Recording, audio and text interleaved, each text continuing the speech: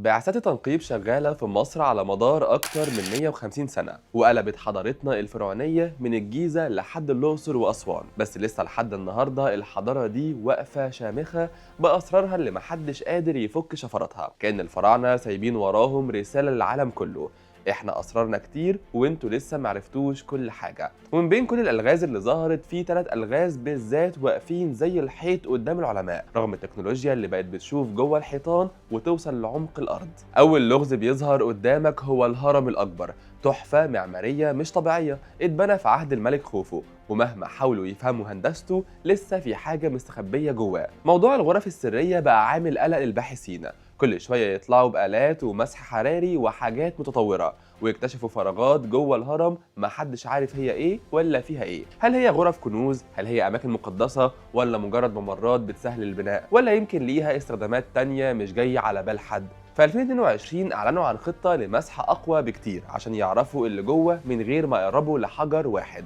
ومع ذلك الغموض زي ما هو. وفي حته تانية تماما بيظهر لغز اخناتون ونفرتيتي، الاتنين اللي رسوماتهم بتورينا جماجم طويله وغريبه بشكل يخض. العلماء حاولوا يلاقوا تفسير وقالوا ممكن يكون عيب وراثي او متلازمات نادره، لكن المشكله الاساسيه ان مفيش مومياء مؤكده للاتنين.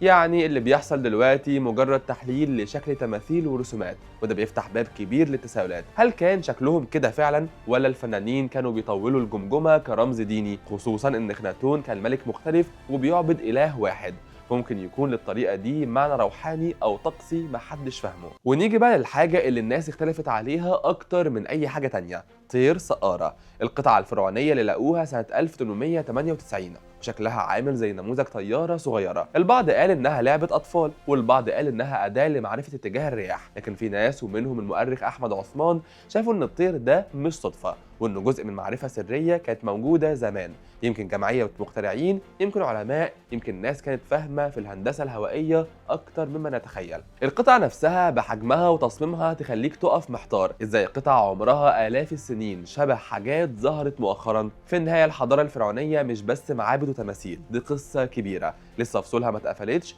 كل ما تلاقي إجابة يطلع سؤال جديد، كل ما تفتح باب تلاقي وراه باب تاني. الفراعنة مش بس بنوا حضارة، دول بنوا لغز ممتد عبر الزمن، والعالم كله لسه واقف منبهر ومستني يوم تظهر فيه كل الأسرار، ده لو ظهرت أصلا أو حد قدر يفك ألغازها.